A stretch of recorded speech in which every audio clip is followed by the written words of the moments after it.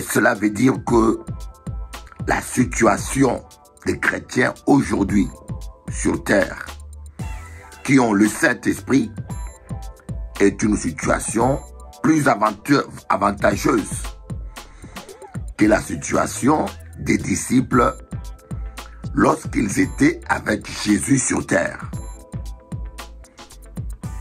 Mais est-ce que cet avantage est évident aujourd'hui?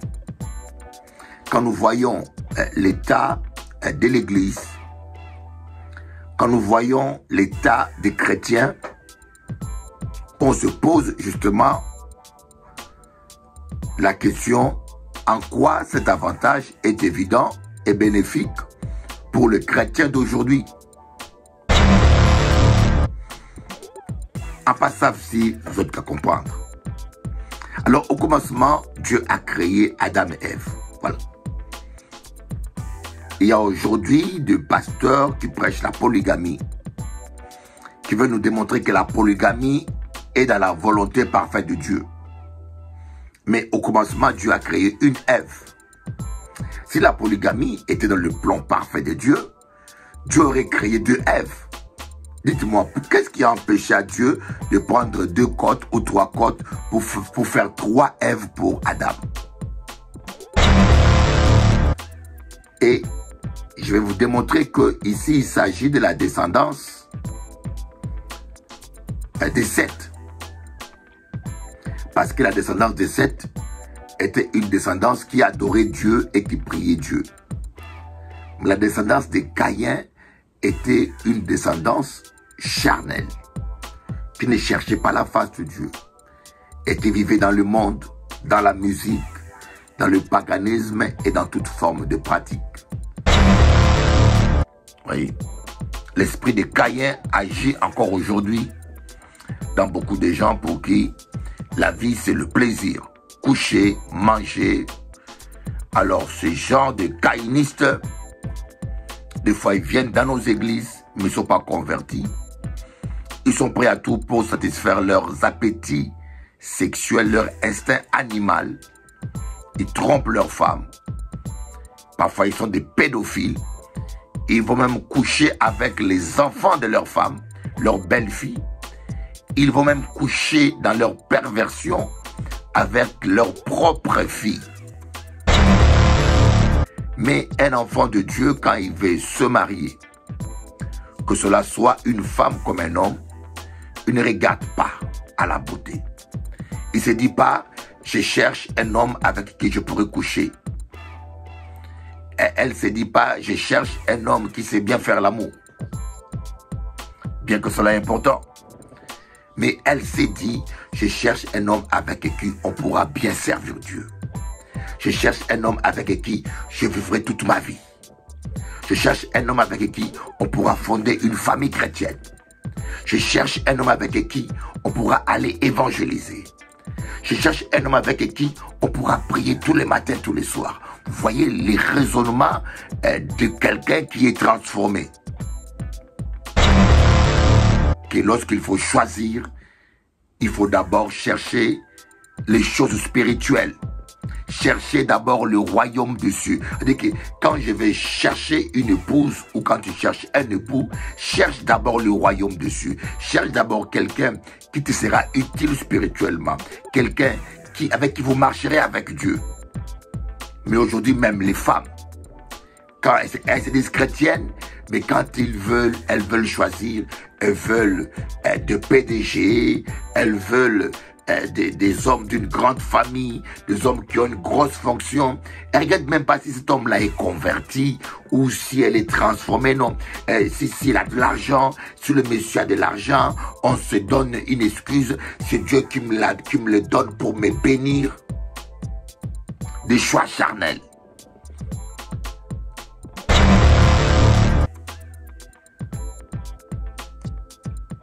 Je vous lance un défi. Je vous lance un défi. Moi, je voyageais dans le monde entier. J'étais en Amérique latine, à Guatemala. J'ai été à Kenya, Bamboka, Moko, même Congola, Komati. J'ai été à Guatemala, dans des villes où on n'a jamais vu un noir. mais j'ai constaté partout où j'ai été, lorsqu'il y a mixage des populations, lorsqu'il y a différentes descendances qui se mélangent, que cela soit en Inde, que cela soit en Amérique latine, que cela soit en Afrique ou en Europe, les gens qui sont toujours en bas de l'échelle sociale, ce sont les descendants afro. Que vous allez aux États-Unis, les Latinos sont venus après, mais ils sont mieux économiquement déjà.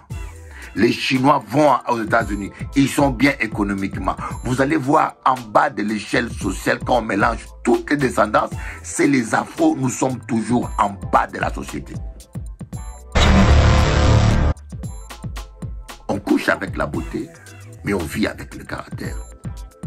Voilà pourquoi vous voyez les hommes. Parce que nous avons de pensées impures. C'est là où le diable séduit et détruit les églises. Vous allez voir combien des hommes de Dieu sont tombés à cause du sexe. Pourquoi? Parce que le Saint-Esprit, on peut vous imposer le main que vous soyez rempli du Saint-Esprit. Tant que vous avez des pensées mauvaises, impures, le Saint-Esprit part.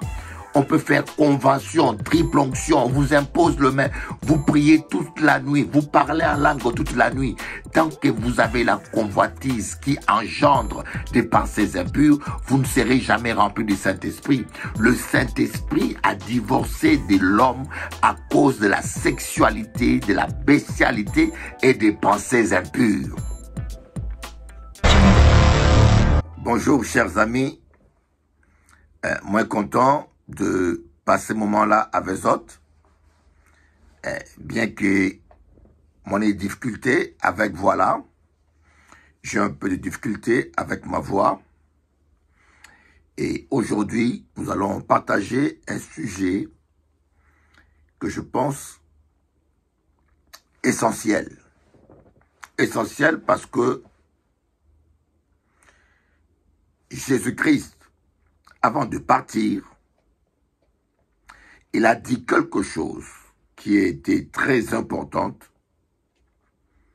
Je m'en vais, mais je ne vous laisserai pas orphelins.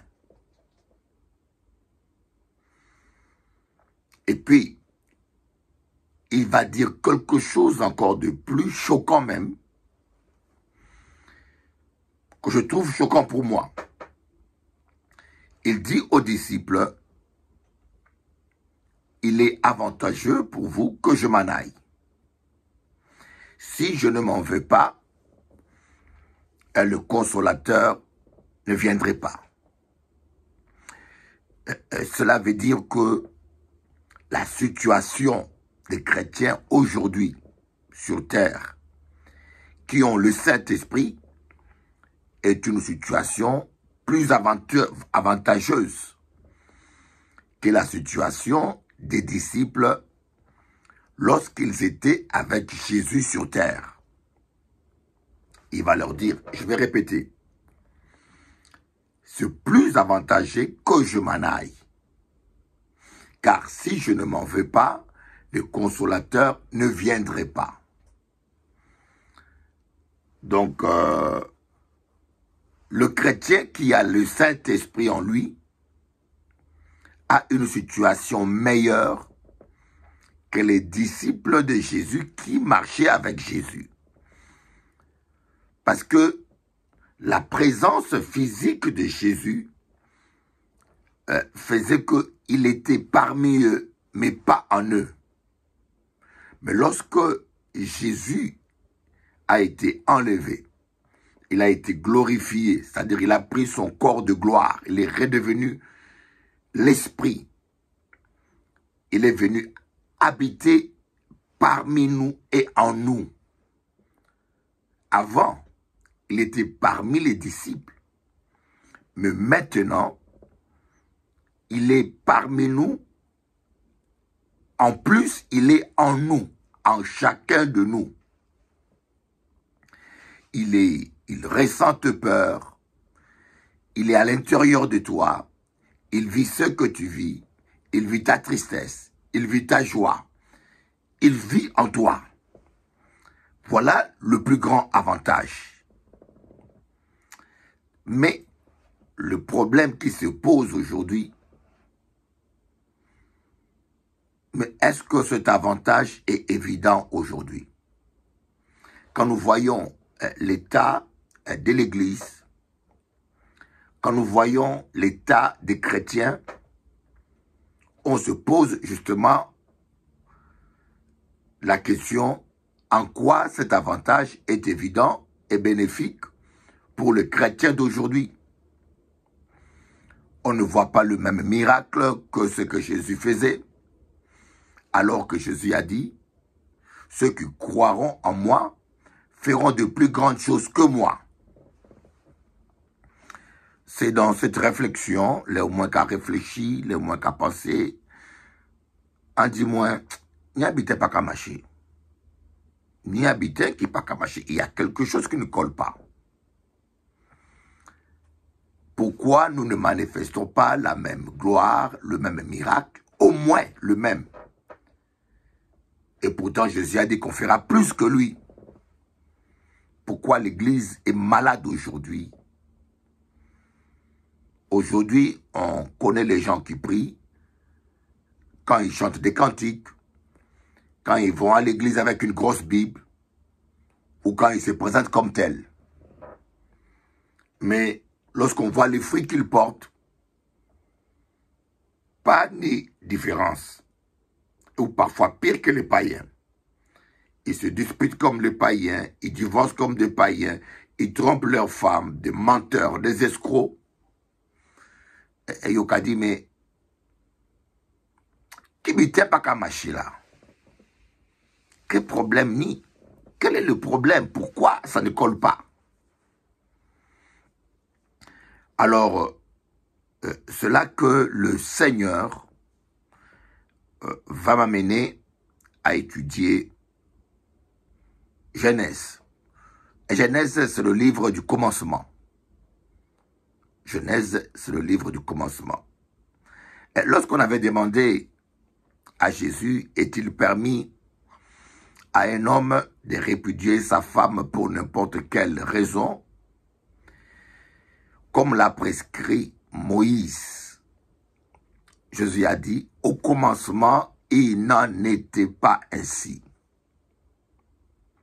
Vous voyez, le commencement des choses nous montre la volonté de Dieu, la volonté parfaite de Dieu, au commencement. Donc, pour répondre à la question concernant le mariage, Jésus a ramené les disciples au commencement.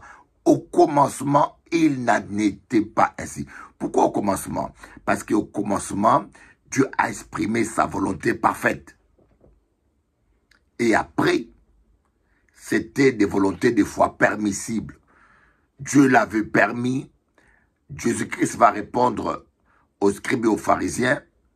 Dieu l'avait permis à cause de la dureté de vos cœurs. Oui, Dieu l'avait permis, mais ce n'était pas sa volonté parfaite, c'était sa volonté permissive. Et là où moi qu'à parler des volontés permissives, c'est des choses que Dieu permet. Mais donc, il permet à cause de notre faiblesse, vous voyez, et Dieu peut te dire, tu ne maries pas avec un tel homme, tu ne veux pas écouter, tu t'entêtes. Alors Dieu va accepter, c'est comme Balaam. Dieu lui a dit, ne va pas voir Balak. Balaam a insisté parce qu'il était séduit par l'argent. Et Dieu lui a dit, vas-y. Donc il y a des choses que Dieu permet parce que nous insistons, mais ce n'est pas sa volonté parfaite, c'est sa volonté permissive. Il le permet parce que tu as droit. Et tu as droit de le faire, mais il ne le souhaite pas pour toi. En passant, si vous êtes qu'à comprendre. Alors, au commencement, Dieu a créé Adam et Ève. Voilà. Il y a aujourd'hui des pasteurs qui prêchent la polygamie, qui veulent nous démontrer que la polygamie est dans la volonté parfaite de Dieu. Mais au commencement, Dieu a créé une Ève. Si la polygamie était dans le plan parfait de Dieu, Dieu aurait créé deux Èves. Dites-moi, qu'est-ce qui a empêché à Dieu de prendre 2 côtes ou 3 côtes pour faire 3 Èves pour Adam? Dieu a pris une seule côte parce qu'au commencement, Dieu savait bien, un couple monogamique, c'est le couple parfait. Quand l'homme est fidèle avec la femme, avec sa femme, et sa femme est fidèle, je peux vous le démontrer de 1000 manières. Je vous le démontrerai un jour que le couple monogamique, c'est le couple parfait. Dans l'amour, bien quand je parle de l'amour, je ne parle pas de la bestialité et de la sexualité. Je parle de l'amour pur. C'est le couple monogamique. Bon, maintenant, on a des faux prophètes, des charlatans, surtout en Afrique, qui sont en train de prêcher la polygamie pour justifier leur convoitise charnelle. Alors, mais ce n'est pas notre sujet, bien sûr. En cas toucher les petits points intéressants, mais notre sujet est pourquoi est-ce que nous ne vivons pas la gloire de Dieu. Pourtant, nous avons le Saint-Esprit. Et pourtant, Jésus a dit que nous, les chrétiens d'aujourd'hui, qui ne vivons pas avec Jésus-Christ physiquement présent sur terre, nous sommes plus avantagés. Et je vais vous expliquer pourquoi nous sommes plus avantagés. Parce que le Saint-Esprit habite en nous. Il est avec nous et en nous. Tandis que les disciples avaient seulement Jésus physiquement parmi eux. Le Saint-Esprit n'avait pas encore été répandu. Alors, c'est dû au péché. Parce que le Saint-Esprit ne supporte pas le péché. Alors, on va aller dans Genèse pour voir pourquoi le Saint-Esprit avait divorcé avec les hommes. Pour quelles raisons? On doit toujours retourner au commencement. Nous allons voir dans Genèse chapitre 6. Comme cela est écrit là à côté. Je pense que vous allez le voir là à côté là. Il va apparaître. Genèse 6 à partir du verset 1. Donc, allez ça, là. Lorsque les hommes eurent commencé à se multiplier à la surface de la terre et que des filles leur furent nées, les fils de Dieu virent que les filles des hommes étaient belles et ils en prirent pour femmes parmi toutes celles qu'ils choisirent. Les fils de Dieu virent que les filles des hommes étaient belles et ils en prirent pour femmes parmi toutes celles qu'ils choisirent. Alors l'Éternel dit, « Mon esprit ne contestera pas toujours avec l'homme, car l'homme n'est que chair, il vivra 120 ans. » Il y avait des géants sur la terre à cette époque-là. Ce fut aussi le cas après que les fils de Dieu se furent unis aux filles des hommes et qu'elles les eurent donné des enfants. C'étaient les célèbres héros de l'Antiquité. L'Éternel vit que les hommes commettaient beaucoup de mal sur la terre et que toutes les pensées de leur cœur se portaient constamment et uniquement vers le mal. L'Éternel regretta d'avoir fait l'homme sur la terre et eut le cœur peigné. Le verset 5, l'Éternel vit que les hommes commettaient beaucoup de mal sur la terre et que toutes les pensées de leur cœur se porter constamment et uniquement vers le mal.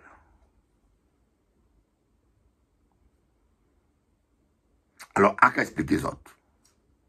Voyez, j'aimerais vous dire, nous allons lire les Écritures. Il faut bien lire la Bible et comprendre les choses. Les fils de Dieu virent que les filles des hommes étaient belles. Bon, il y a de théologiens, de prêtres catholiques, de prêtres catholiques et même de pasteurs évangéliques et protestants qui nous disent que lorsque on parle des fils de Dieu, ici il s'agit des anges qui se sont accouplés avec des femmes pour avoir des enfants. Mais cette interprétation n'est pas biblique, n'a aucun fondement biblique. D'après la parole de Dieu, écoutez bien, Dieu a dit que chaque espèce se reproduit selon son espèce. C'est la loi que Dieu a établie. Chaque espèce doit se rétablir selon son espèce. Est-ce que les anges ont des spermes? Les esprits, c'est une autre espèce. Comment est-ce qu'un ange peut s'accoupler avec une femme et que la femme accouche? Où est-ce que l'ange va trouver la sémence? L'ange n'a pas été créé avec du sexe et du sperme. Et cette interprétation serait en contradiction avec la loi de Dieu qui dit que chaque espèce doit se reproduire selon son espèce. Donc ici, il ne s'agit pas des anges. Et, voyez, regardez bien le verset 4. On dit quoi? Certaines personnes, même de pasteurs, je les ai vus dire, suite à cette relation, que des géants étaient nés. C'est pas bon, c'est pas vrai. Dans le verset 4, on dit, il y avait des géants sur la terre à cette époque-là. Voyez. Donc, il y avait déjà des géants sur la terre à cette époque-là. Et pourquoi? Parce que les hommes vivaient 900 ans. Les hommes vivaient 900 ans. Imaginez-vous, un homme qui vit 100 ans, sa croissance s'arrête à 18 ans. Médicalement, je crois bien, si je ne me trompe pas, je ne suis pas un médecin, mais la croissance s'arrête à 19 ans, 20 ans. Et puis après, l'homme ne grandit plus. Il grandit plus, il n'y a plus de croissance. Pour un homme qui vit à 100 ans. Bon, imaginez-vous un homme qui vit à 900 ans, comme Noé, comme Enoch, 900 ans. Un tel homme, sa croissance va s'arrêter à 100 ans ou à 200 ans. Imaginez-vous un homme qui continue à grandir jusqu'à 100 ans. Il sera un géant. Il serait un homme costaud. C'est pour cela qu'on parle des géants. Ces géants n'ont pas existé après les relations prétendues contre nature. Ces géants existaient déjà. Voilà pourquoi on dit dans le verset 4, il y avait des géants sur la terre à cette époque-là.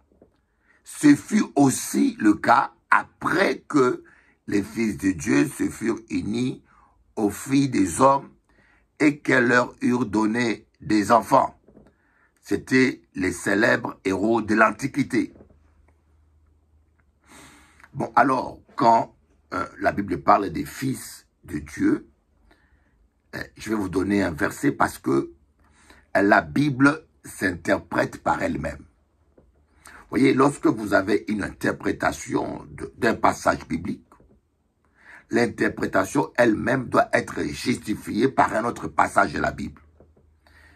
Vous ne pouvez pas dire que les fils de Dieu ici, il s'agit des anges. En fonction de quel verset? Quel est ce verset où vous avez vu des anges s'accoupler avec un être humain? Ça n'existait pas. Mais par contre, nous voyons que dans Romains, on dit « Tous ceux qui sont conduits par l'Esprit de Dieu sont fils de Dieu. » Tous ceux qui sont conduits par l'Esprit de Dieu sont fils de Dieu. Donc les êtres humains conduits par l'Esprit de Dieu sont fils de Dieu. Les anges aussi, qui sont conduits, qui ont l'onction, qui servent Dieu, sont considérés dans certains passages comme des fils de Dieu. Et je vais vous démontrer que ici il s'agit de la descendance des Seth. Parce que la descendance des Seth était une descendance qui adorait Dieu et qui priait Dieu. La descendance de Caïn était une descendance charnelle, qui ne cherchait pas la face de Dieu, et qui vivait dans le monde, dans la musique, dans le paganisme et dans toute forme de pratique. Je pense que cette civilisation était très très développée. Elle a été très développée, et plus qu'on ne le pense aujourd'hui. Alors, nous allons lire un passage, faisons lire ça, pour que nous voyions comment était la descendance de Caïn et de Seth. Genèse chapitre 4, à partir du verset 16. Caïn s'éloigna de l'Éternel et habita le pays de Nod, à l'est d'Éden.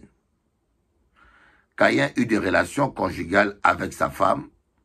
Elle tomba enceinte et mit au monde Enoch. Il construit ensuite une ville à laquelle il donna le nom de son fils Enoch.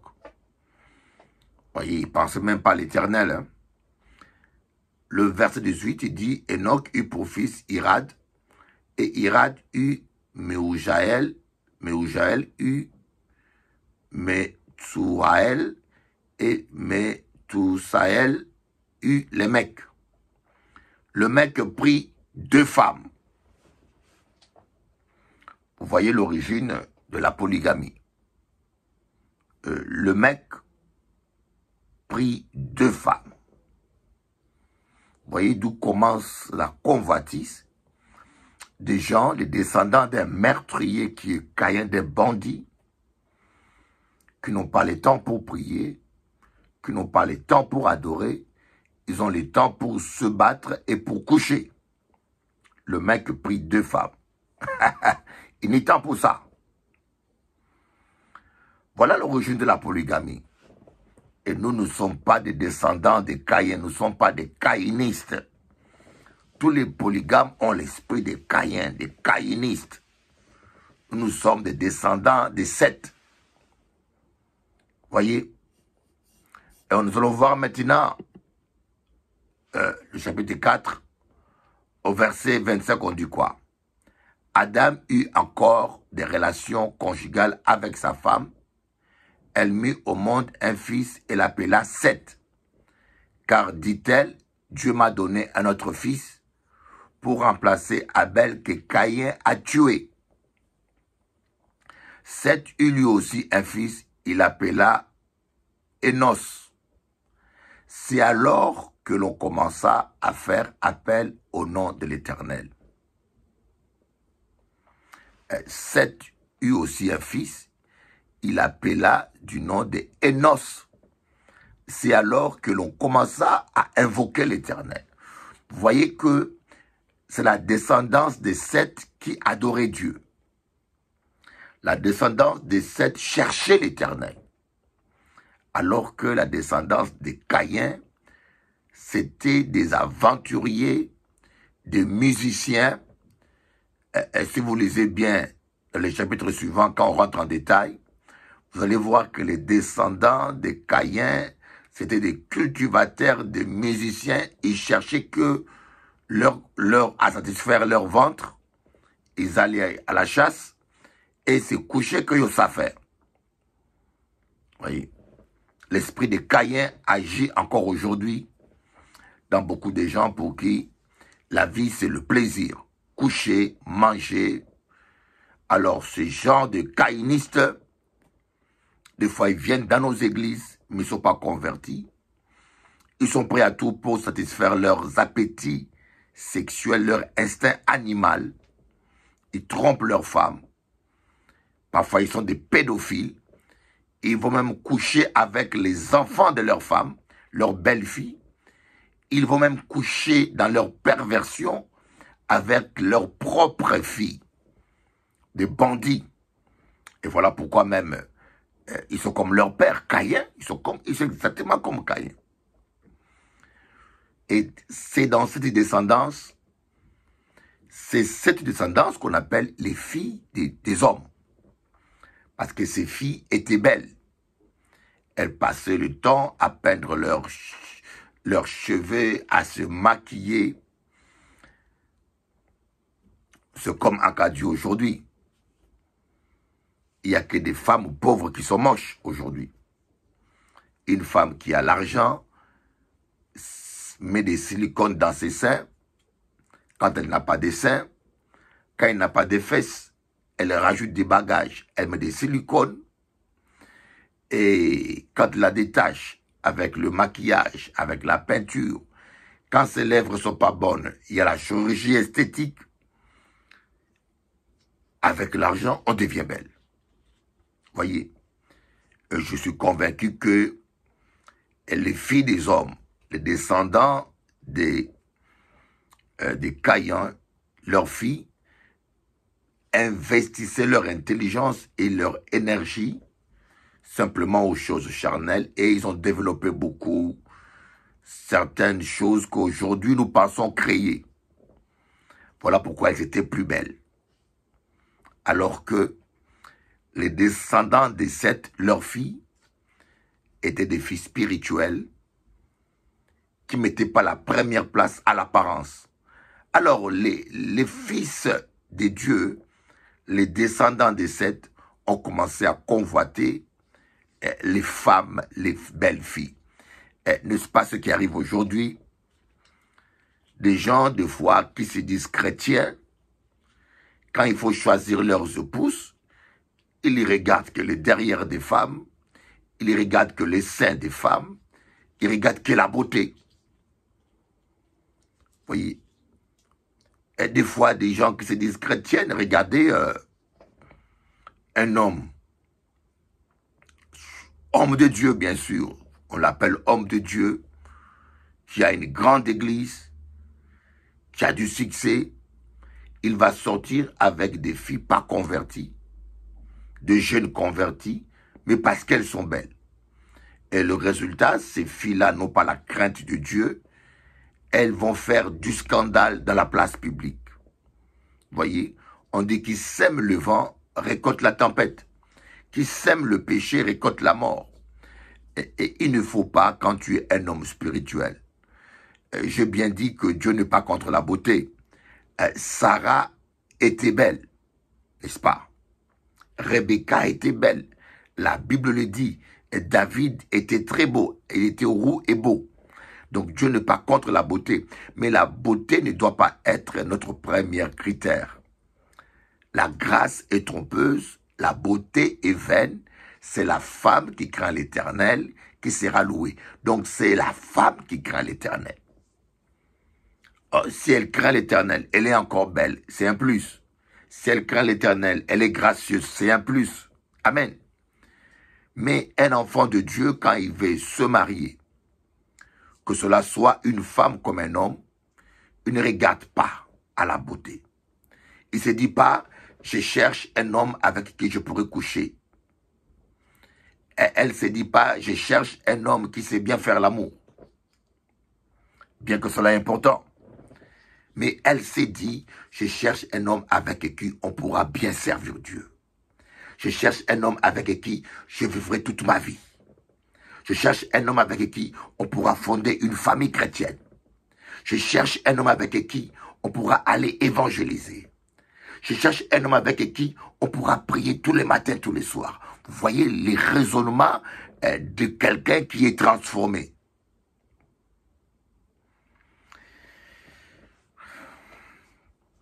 En cas des autres, la vérité, moi je connais beaucoup d'échecs dans la vie sentimentale. En cas des autres, la vérité.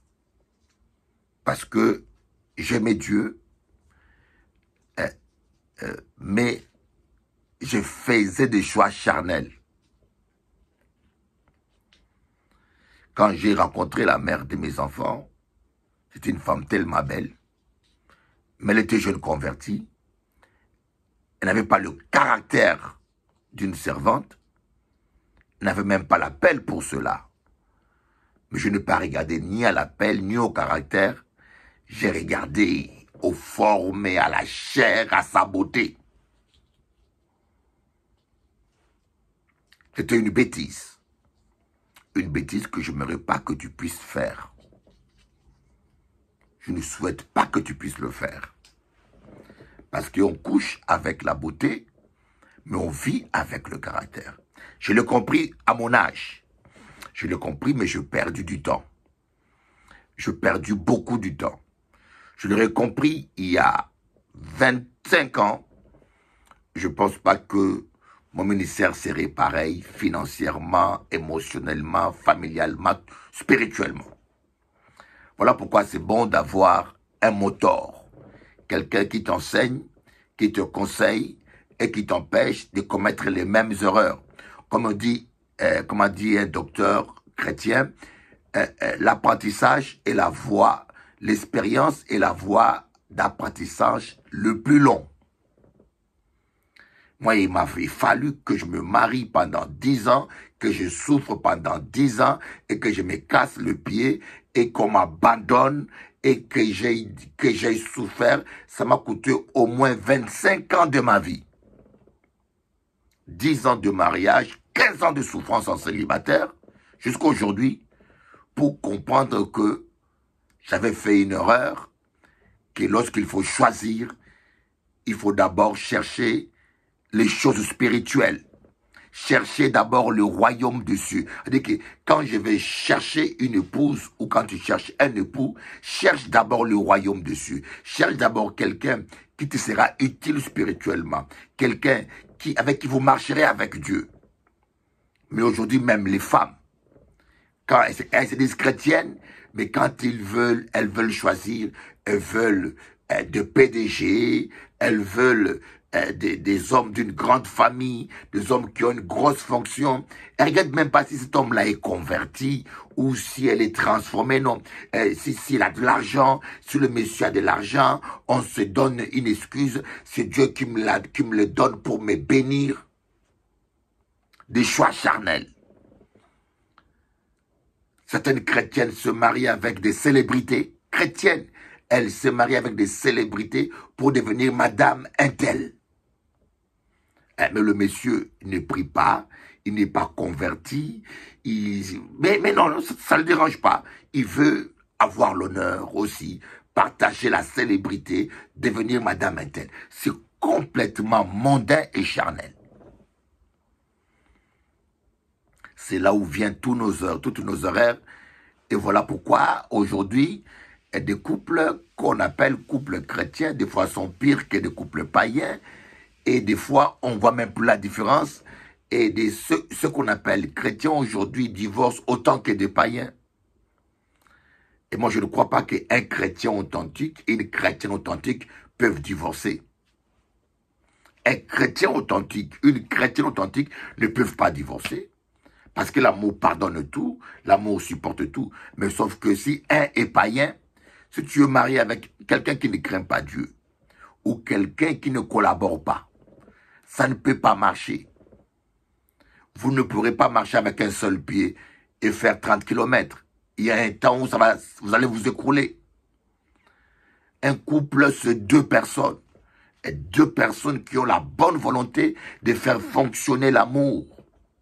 Mais si vous avez un qui est égoïste, qui ne pense qu'à lui, qui pense qu'à satisfaire ses appétits sexuels, un qui est un véritable prédateur, un animal, vous pouvez être gentil, câlin, tout, Mais un animal reste un animal. Voyez, vous pouvez élever un lion à la maison, être gentil, tendre, vous lui donnez les biberons, au cabaye biberon dans le lit.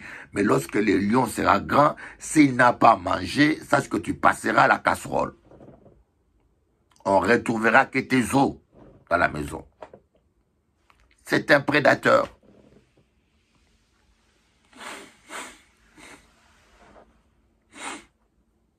Voyez que l'Esprit de Dieu a quitté l'homme. Adam et Ève avaient péché, Dieu les a pardonnés. Ils étaient chassés du jardin, mais l'Esprit de Dieu était toujours avec eux. Mais Dieu en a eu assez à cause du sexe. C'est le sexe-là qui a tué les autres. Nous qu'à parler en famille, nous qu'à parler en famille, nous parlons en famille. Je ne dis pas que il n'y a que nous, les nègres, comme on dit les noirs. Je me dire, noir, c'est un peu connotation raciale. Je dirais, nous, les descendants afro. On peut parler en famille, hein. On parle en famille. Et je vous parle directement. Tu peux te fâcher avec moi, tu peux éteindre ton téléphone, tu peux me détester, ce n'est pas un problème. Mais nous, les descendants afro, nous avons un lien générationnel, un problème avec la sexualité.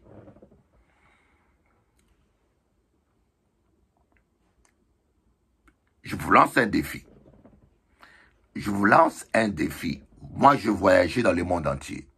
J'étais en Amérique latine, à Guatemala. J'ai été à Kenya, Mboka, Moko, même Congo, là, Komati. J'ai été à Guatemala, dans des villes où on n'a jamais vu un noir. Mais je constatais partout où j'ai été, lorsqu'il y a mixage des populations, lorsqu'il y a différentes descendances qui se mélangent, que cela soit en Inde, que cela soit en Amérique latine, que cela soit en Afrique ou en Europe, les gens qui sont toujours en bas de l'échelle sociale, ce sont les descendants afro. Que vous allez aux États-Unis, les Latinos sont venus après, mais ils sont mieux économiquement déjà. Les Chinois vont aux États-Unis, ils sont bien économiquement. Vous allez voir en bas de l'échelle sociale, quand on mélange toutes les descendances, c'est les Afros, nous sommes toujours en bas de la société. Dans tous les pays d'Amérique latine, il y a toutes les races, mais c'est les pays dirigés par les Afro-Haïti qui est en bas. Vous pouvez aller en Argentine, au Brésil, au Guatemala, partout. Vous allez voir pas un pays chaotique comme Haïti. Parce que nous, descendants noirs toujours. Je suis allé en Colombie. Il y a des mélanges partout. Mais les gens qui sont en bas de l'échelle sociale, c'est toujours nous. Venez ici en France. Vous êtes en France. Regardez bien. Les Portugais font la construction. Les Chinois font les restaurants. Les Arabes font leur commerce qu'ils vendent. Nous, les Afro, on fait quoi? Dis-moi, nous, les Afro, on fait quoi? Danser, bouger la hanche, balancer la hanche, boîte de nuit, grosse voiture. Qui problème, Noni? Vous attendrez la vérité vous affranchira. Vous allez vous fâcher avec moi, je suis sûr que les gens n'aiment pas la vérité. Mais moi, je suis un homme de Dieu, je vous dis la vérité, nous devons changer. Nous devons changer. Nous devons changer. Vous allez en Guadeloupe, dis-moi en Guadeloupe, qui sont en bas de l'échelle sociale. Vous pouvez fâcher bien. Dis-moi en Guadeloupe, qui sont les plus pauvres. Les Indiens nous ont déjà dépassés. Je ne dis pas qu'ils sont parfaits, les Indiens. Hein. Mais si vous allez en Guadeloupe, les Indiens, ils ont de grosses villas dans la campagne. Ils sont familles, ils ont des enfants. Et vous allez voir, les Indiens, je ne vais pas dire qu'ils sont tous fidèles, mais la plupart, ils sont très familles. Ils élèvent leur progéniture. Mais regardez-nous là-bas, les descendants afro, l'enfant à gauche, là, un bébé à Monalo, un bébé à Bémao, un bébé à Bouillante, un bébé à gauche, à droite, et on s'occupe. Mais un enfant qui naît dans une famille unie, écoutez-moi bien, à qu'à expliquer où. Nous qu'à parler spiritualité, nous qu'à parler sociologie et psychologie. Un enfant qui naît, il y a le père et la mère. Un exemple concret. Le père travaille, la mère travaille. L'enfant doit étudier. Papa cotise, maman cotise.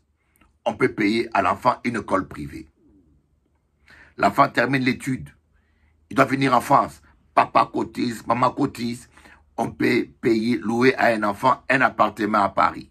Vous voyez, lorsque la famille est unie, papa, maman cotise, les enfants sont plus protégés. Ils ont plus de chances d'innover. Il y a plus de protection. Il y a plus de conseils. Mais lorsque une maman seule élève un enfant, papa là, se comporte comme un macaque. Il va d'une maison à une autre, coucher comme un animal. Un animal, vraiment. Qu'est-ce que la pauvre mère fait? Elle a le SMIC, elle a qu'un seul salaire. L'enfant est intelligent. Il faut que l'enfant vienne en France étudier. Maman qui a payé 400 € une chambre. Il faut trouver à manger pour tout le monde là. Et pas ni assez d'argent. Quand tout le monde là qu'a fait, pas assez d'argent, l'enfant commence à travailler à côté pour étudier à côté. Alors, les temps d'études coupés en deux. Et l'enfant, en fait de compte, les autres enfants, ils ont leurs parents en France. Les métros, ils ont leurs parents en France. Et ceux qui ont des couples unis, père et mère cotisent. Mais les enfants des familles monogames, c'est plus difficile. Et enfin, l'enfant va craquer. Il va pas avoir le même point. Il va craquer. Et qu'est-ce que l'enfant fera? Il va en concubinage avec un homme ou avec une femme. Ou bien, c'est les petits boulots. Voilà pourquoi vous allez voir à Paris, nous descendons en faux, la plupart, c'est des petits boulots. La poste, courrier, maçon, gardinage. On fait que des petits boulots. C'est pas que nous pas intelligents. C'est pas qu'on n'est pas intelligents. Mais notre structure familiale est disloquée. Vous pouvez tout ce que j'ai dit, aller aux États-Unis, c'est la même chose. Les Noirs américains, ils élèvent seuls leurs enfants. Et les enfants, il y a un temps où les enfants craquent, c'est la drogue, c'est la rue. Mais c'est pas qu'ils sont pas intelligents. Mais c'est qu'il n'y a pas un soutien. Même dans les affaires. Même si tu gagnes 4 000 €, tu as 3 maîtresses. Tu as une femme et 2 maîtresses. C'est trop peu. Il faut payer ton loyer, 1 000 €. Il faut payer le loyer de la maîtresse, 1 000 €. Il faut payer le loyer de l'autre maîtresse, 1 000 €. Il faut payer à manger. Vous comprenez comment est-ce que, même lorsque vous êtes ingénieur, vous gagnez bien votre vie, vous allez voir, nous les descendants afro, la plupart ne laissent aucun héritage, ne laissent rien à leurs enfants. On laisse rien. On roule en grosse voiture, on s'amuse, yoka couche comme un macaque à gauche à droite. Mais le résultat, tu ne laisses rien. Et il y en a beaucoup là, yoka suivre moi. Yoka suivre moi. Où va ton argent? Même ta femme ne sait pas où va ton argent. Même ta femme. Et des fois, c'est la femme qui paye le loyer, c'est la femme qui paye tout. Et on va dilapider l'argent à gauche, à droite, dans les boîtes de nuit. Tandis que le couple est uni. Parce que lorsque un homme est fidèle, il n'a rien à cacher. Il dit tout à sa femme. Tandis que le couple est uni. Chérie, tu gagnes combien? Moi, je gagne 1200. Et toi? Moi, je gagne 1500. On met ensemble, ça fait 2700. Alors, Doudou, comment on va gérer ça? Bon, on met 1 000 € chaque mois en épargne. On vit avec 2 000 €. Là, on met en épargne. Vous voyez, il y a unité. Au bout de 1 an, au bout de 5 ans, 10 ans, on a 30 000 € en épargne. On achète une maison. On bâtit quelque chose. Les enfants sont dans la sécurité. Mais lorsque le mari est un coureur, parce qu'un coureur gère, sa gestion est toujours mystérieuse. Il ne faut pas que la femme sache combien elle gagne et où va l'argent. Parce que c'est la femme, si vous fouillez bien le compte de votre mari, vous saurez s'il est coureur ou pas. Pour attraper un coureur, il faut voir son compte. Un homme qui ne veut pas que tu saches son compte, c'est parce qu'il y a des choses à cacher. Parce que là, il y a donné, tu gagnes 1 200 €, 1 500 €. Il faut donner 400 € à la maîtresse. On voit les traces. Bon, on dit, mais tu as gagné 1 500 €, mais où est 300 € là? Il va bégayer parce qu'il a donné à une maîtresse une boîte de nous, ceci. Alors, ce genre de personnes ne veulent pas travailler avec leurs femmes. Ils ne veulent pas la transparence. Le résultat, c'est que parfois, à la fin, ta vie ne ressemble à rien. À la fin, il n'y a pas qu'à construire, il n'y a qu'à finir. Bon, on ne peut pas rentrer en détail. Je ne généralise pas. Je n'ai pas dit que tous les descendants afro sont comme ça.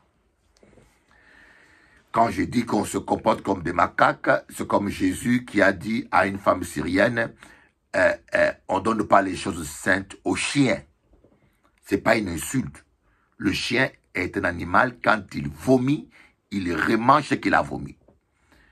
Le cochon est un animal impur. Quand on dit que tu te comportes comme un cochon, ce n'est pas une insulte. C'est que tu manges des choses impures, tu vis dans l'impureté. Et quand on dit c'est comme un macaque, parce que le macaque saute d'un arbre à un autre. Donc les hommes qui se comportent comme des macaques, c'est des hommes qui vont d'une femme à une autre. Nous qu'à parler entre hommes. Nous qu'à parler entre hommes. Moi, il m'est arrivé de rétrograder. Je peux vous dire, il m'est arrivé de rétrograder, piquer une crise de dépression. Dépression. Et j'ai goûté à toutes les choses du monde. Toutes les femmes qu'on peut appeler chabines, peau coulis, peau écrasée, indien, peau... J'ai piqué une dépression pendant un mois, pendant un temps bien fixe. Je vous dis que j'ai vu toutes les femmes belles qui existent. Il n'y a pas une femme qui peut se dire belle et m'impressionner. Mais je me suis rendu compte que tout est vanité des vanités. Toutes les femmes sont pareilles. Tu vas regarder une chabine qui dit aïe, aïe, aïe, comment. Et puis tu vas au lit, au bout d'1 heure, tu trouves qu'il n'y a rien de spécial. Tu vois une autre qui est tout mince avec des formes, tu dis ouais, à manger, habitez là bon. Tu vas aller. Tu es excité au départ. Ça se passe dans la tête. C'est tête qui pas qu'à fonctionner bien. C'est ta tête qui ne fonctionne pas bien. Tu vas faire tout. Et à la fin, une fois que tu as assouvi tes envies, tu vois que c'est pareil. Mais messieurs, à ton âge, tu n'as pas encore compris ça. Comme je dis, un riz servi dans l'assiette rouge, dans l'assiette verte, dans l'assiette noire, dans l'assiette blanche, ça a toujours le même goût. Tout se passe dans la tête. Et au cas dit, ah, ce riz-là dans l'assiette rouge, waouh! Mais c'est toujours le même riz. On couche avec la beauté, mais on vit avec le caractère. Voilà pourquoi vous voyez les hommes. Parce que nous avons de pensées impures. C'est là où le diable séduit et détruit les églises. Vous allez voir combien des hommes de Dieu sont tombés à cause du sexe. Pourquoi? Parce que le Saint-Esprit, on peut vous imposer le main que vous soyez rempli du Saint-Esprit. Tant que vous avez des pensées mauvaises, impures, le Saint-Esprit part. On peut faire convention, triple onction, on vous impose le main, vous priez toute la nuit, vous parlez en langue toute la nuit. Tant que vous avez la convoitise qui engendre des pensées impures, vous ne serez jamais rempli du Saint-Esprit. Le Saint-Esprit a divorcé de l'homme à cause de la sexualité, de la bestialité et des pensées impures. Et tous ces hommes qui pratiquent la sodomie, hein, tu mutiles ta femme. C'est de l'animalité, c'est de la cruauté. La femme, quand vous regardez des films XX, c'est, on appelle ça quoi? C'est de la fiction, voilà, de la fiction. C'est pour cela c'est interdit ces films-là. Pourquoi les films XX est interdit? Parce que d'abord, dans ces films, tu vois la nudité des autres femmes. Hein? Alors que bibliquement, tu ne dois voir que la nudité de ta femme. Et deuxièmement, ça développe la convoitise en toi. Tu as une dame à côté de toi qui a certaines formes à son âge. Donc tu vas voir des films où tu vois des mannequins qui n'ont pas le corps. Alors, tu vas désirer, ça crée une convoitise envers d'autres femmes Et tu vas moins désirer ta femme parce qu'elle n'a pas le même âge, elle n'a pas les... Vous comprenez? Une femme sage et intelligente n'accepte pas de regarder ces films-là avec son mari. C'est de la bêtise parce que les films XX là vous préparent à l'adultère et à la fornication. D'ailleurs, quand vous regardez déjà ces films-là, dans votre esprit, vous êtes déjà en train de commettre l'adultère. Dans votre esprit. Et puis c'est de la fiction. Les femmes font semblant, ces choses-là. Même si c'est une pratique qui est diabolique et qui est douloureuse, mais comme c'est de la fiction, la femme joue un rôle. Et Yoka crée des fantasmes cruels, animaux en toi, et après tu vas au lit, tu veux le pratiquer avec la pauvre femme que tu as, pour la mutiler, pour l'humilier. Il y a des pratiques qui sont humiliantes, bestiales. Et après, tu viens à l'église, tu vas être rempli du Saint-Esprit. Hein? On dit qu'il va recevoir l'onction. Ou cochon, tu es un cochon. Le Saint-Esprit ne peut pas habiter dans une porcherie. Le Saint-Esprit, tu peux gêner comme tu veux, mais le Saint-Esprit ne rentrera pas dans une poubelle. Tu peux prier, jeûner, mais au capétan là, parce que l'Esprit de bon Dieu ne peut pas habiter dans une poubelle. Pas fâché avec moi. Pas fâché avec moi, tonton. Non, non, non, non, pas fâché. Pas fâché avec moi. Aujourd'hui, je vais vous parler pourquoi nous ne sommes pas remplis du Saint-Esprit. Alors, comment faire? Comment faire? Alors, je vais répondre à cette question-là. Comment faire?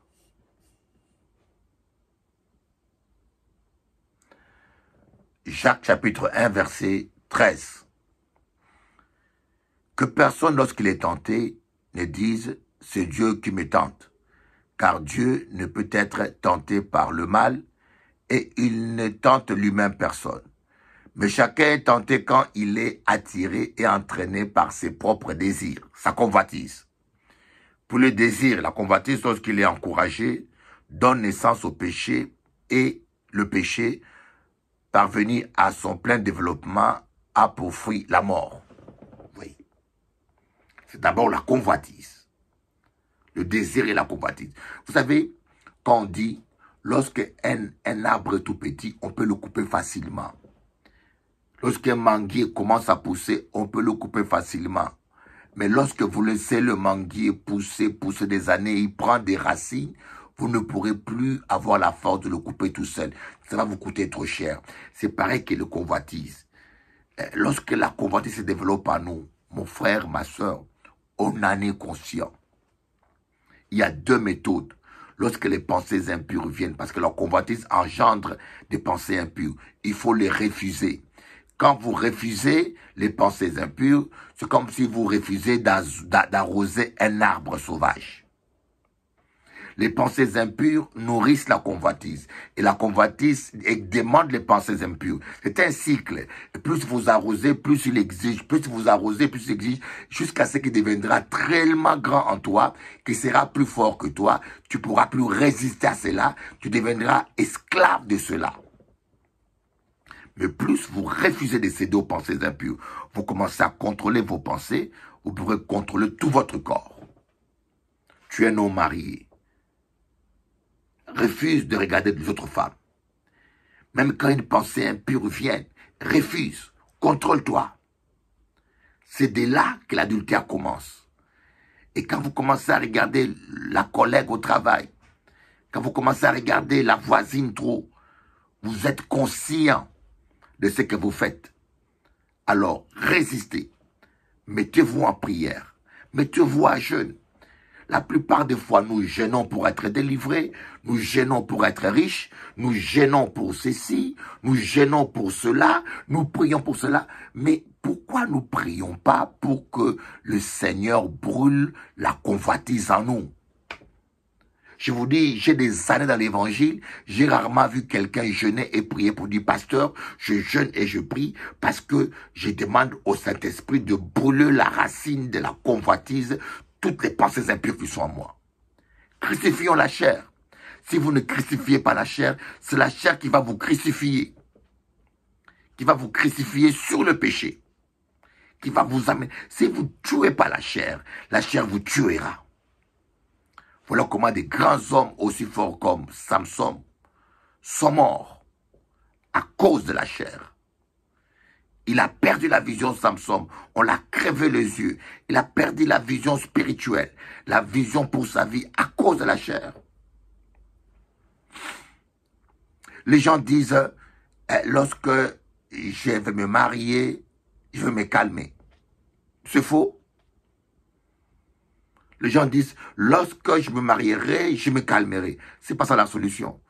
Le problème, c'est ta convoitise. Tu peux être marié, et les hommes mariés encore sont les hommes les plus dangereux.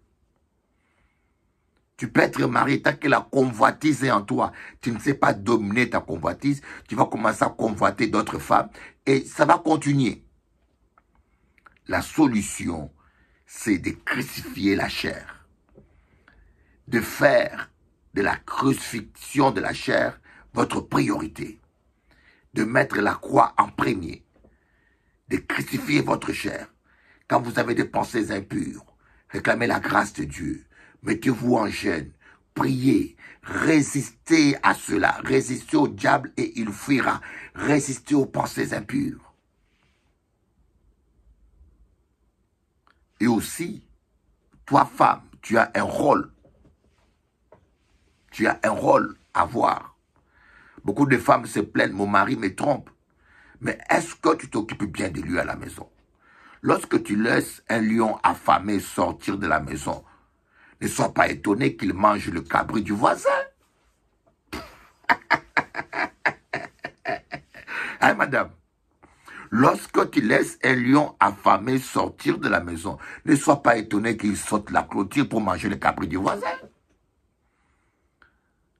Il faut satisfaire ton mari.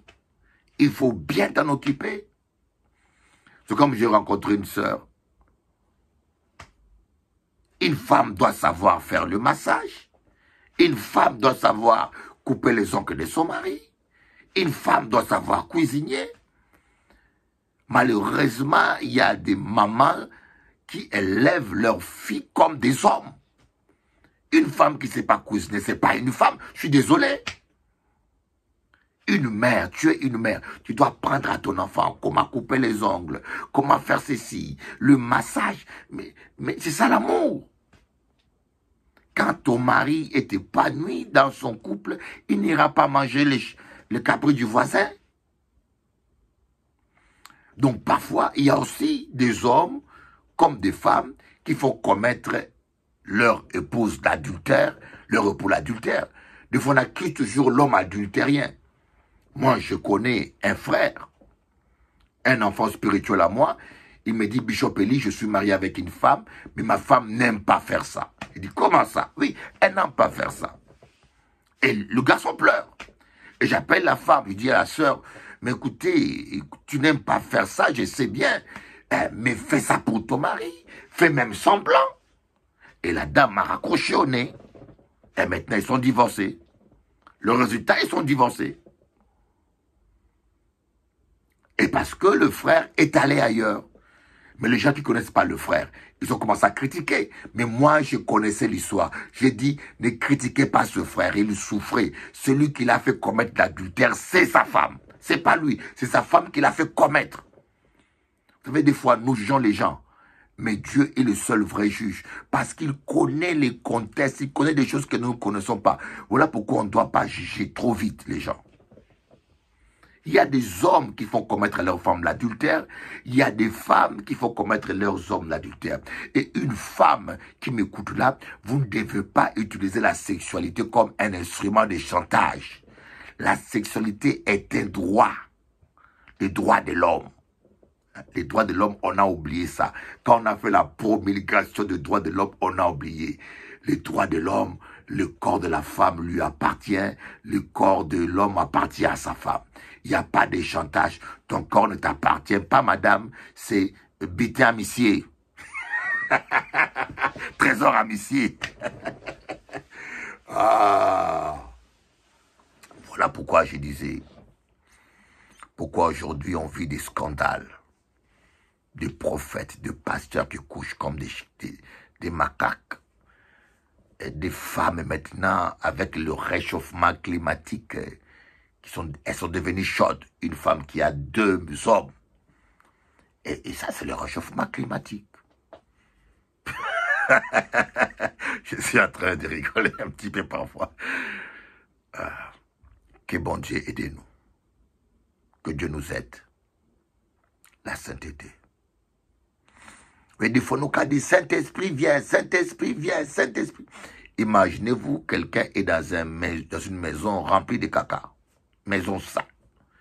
Il t'invite, il dit, viens m'aider, viens rentrer ici, viens dormir avec moi, il te supplie. Si tu es propre, est-ce que tu vas rentrer là? Tu ne rentreras jamais. Tu diras au monsieur, nettoie ta maison d'abord. Excuse-moi, je t'aime bien. C'est un peu ce qu'on fait avec le Saint-Esprit. On vit dans le péché, dans la convoitise, dans la pornographie, dans la masturbation, dans la méchanceté, dans l'amertume. Et on jeûne, on prie, Saint-Esprit, remplis-moi. Mais le Saint-Esprit ne peut pas rentrer dans une poubelle, ça sent trop mauvais. Il veut bien. Commence par te nettoyer. Sanctifie-toi. D'ailleurs, dans Timothée, l'apôtre Paul dit, celui qui se sanctifie sera un instrument d'usage noble. Pourquoi celui qui se sanctifie? Parce que le Saint-Esprit veut t'utiliser. Dieu veut habiter en toi. Il veut t'utiliser. C'est pas ça le problème. Le problème, c'est que tu dois être propre. God bless you.